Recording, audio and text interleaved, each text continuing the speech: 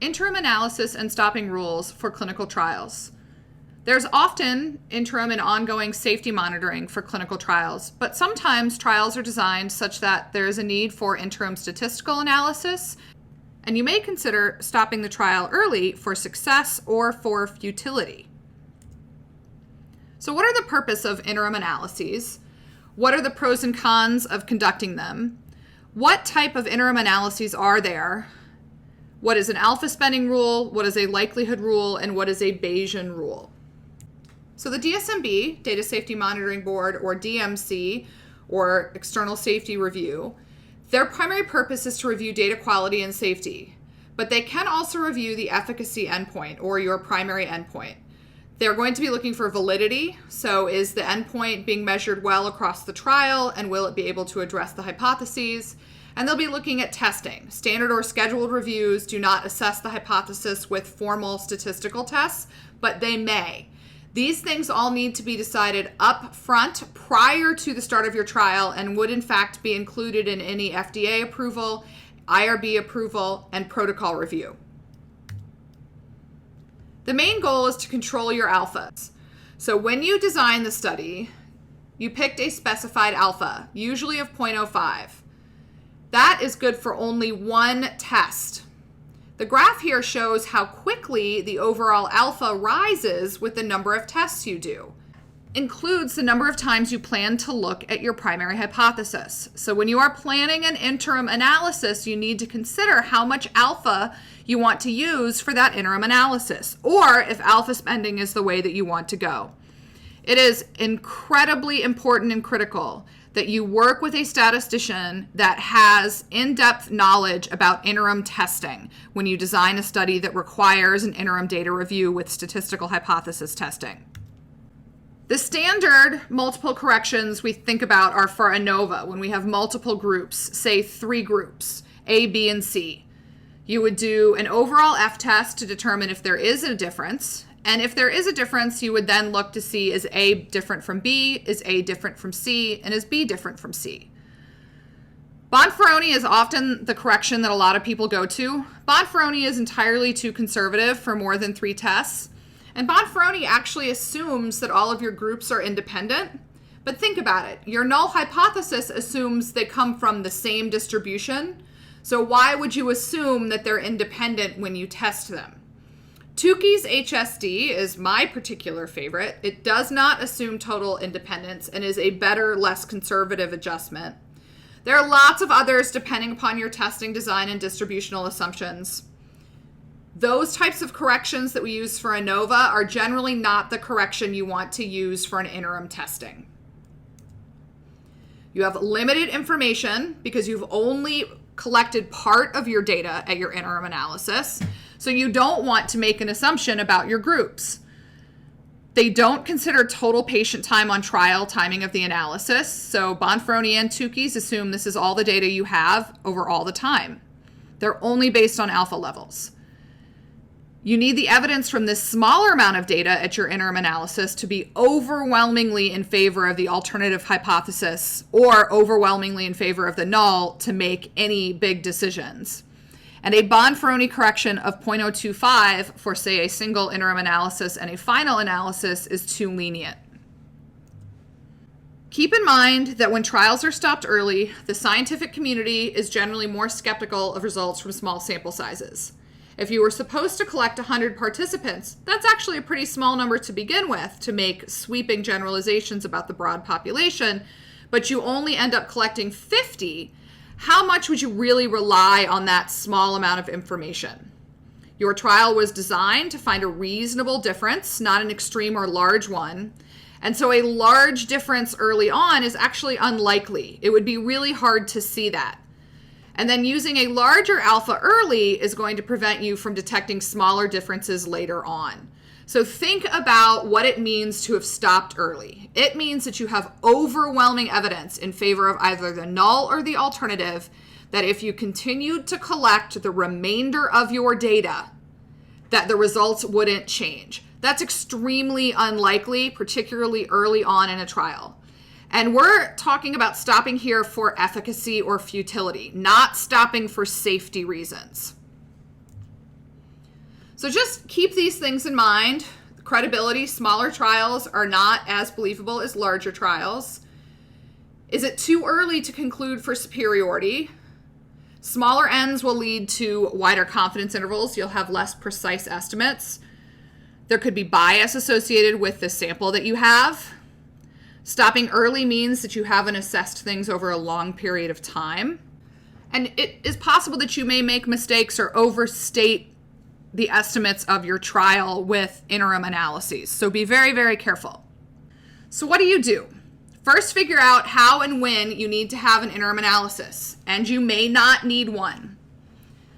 There needs to be a scientific justification as to why you need an interim analysis, and it should be done before you start the trial. It's not unheard of for interim analysis to be called for by the DSMB during a study, but they would need to have overwhelming reason to call for it, such as very slow recruitment, impending safety issues, new drugs coming to market that may impact recruitment. So a scientific justification as to why you'd need to do an interim statistical analysis. You may have interim analyses just for safety. Those won't spend your alpha. They're not based on your primary hypotheses, and that's okay. If you meet the stopping rule for something being better, there could be other factors that result in the trial being continued. So if there are issues with safety, and even though this treatment looks to be more effective, if it has a worse safety profile, they may continue the study to collect more information. Sometimes you can move everyone to the winner arm and continue to follow them up. These issues need to be considered and built into your trial plan, and you will have guidance from your safety monitoring board and your funding agency as well. There are several types of methods, which I will not go into in depth here. You may read about them in these slides and do your own information searches. Again, contact a statistician. Likelihood methods are pretty basic. They're better for quality control experiments. Here is a graphical depiction. Once you have created the confidence bounds based upon your estimates, and this will determine for you once you've crossed either the upper or lower threshold if you are to stop the trial. These are very easy to implement.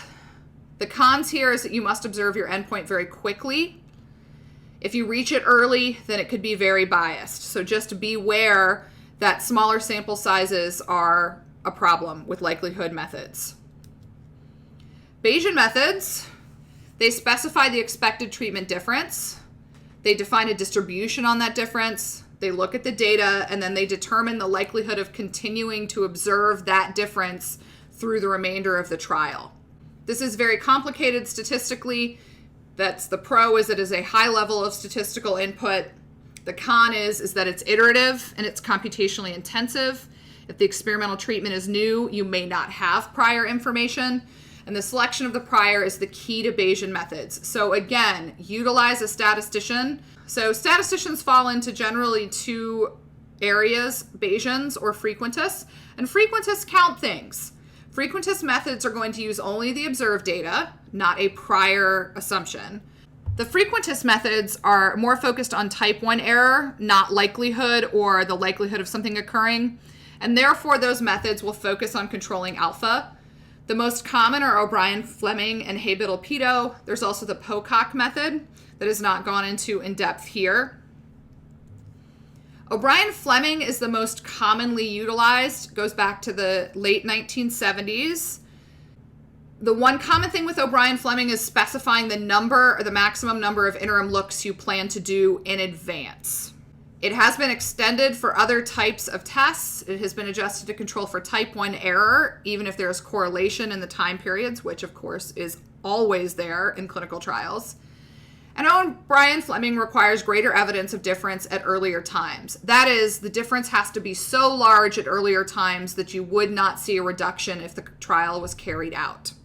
The pros are that it's easy to implement and it is conservative early if you have smaller amounts of data.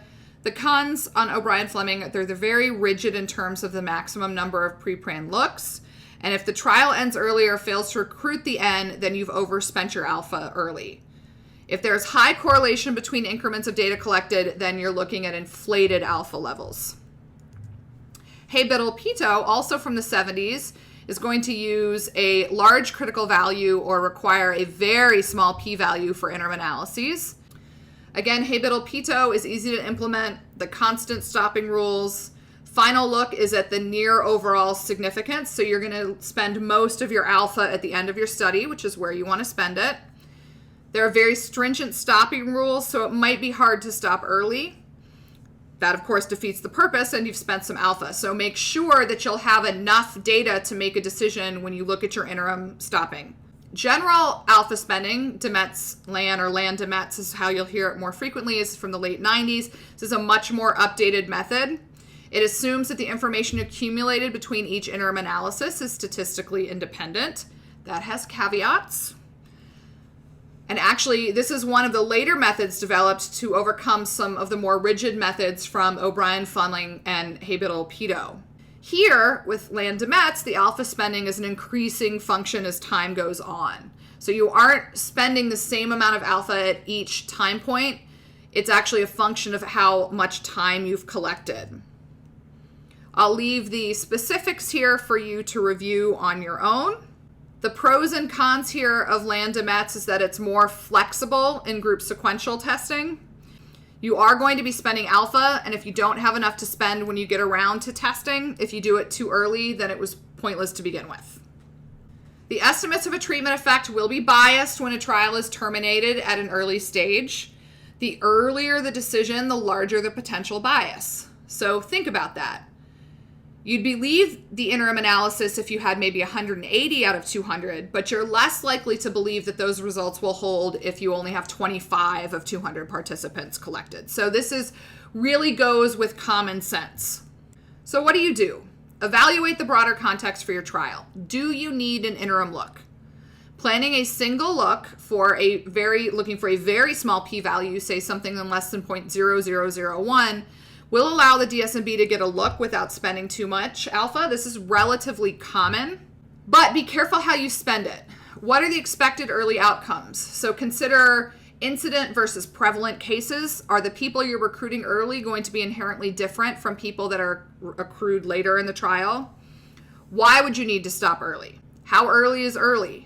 If you have to get 2/3 or 3/4 of the way through the trial and follow-up is short, why not just finish if you think you can meet the recruitment goal and everything else is deemed to be safe and of low risk? Always consider the cons and ethical issues of stopping early. You've asked participants to give their time, their life, and perhaps some high risk, especially if there are mortality outcomes to your study. And if you stop early because of poor planning, then these people have given of themselves with no chance for finding for the alternative outcome. So just be very mindful of whether or not an interim analysis is needed. And a reason for an interim analysis isn't so you can have a peek before it's done. It needs to have a scientific and statistical justification behind it. And this is where the statistician, the experts in the field, your DSMB, and your funding agency and the FDA will come in and weigh in on the need for an interim analysis.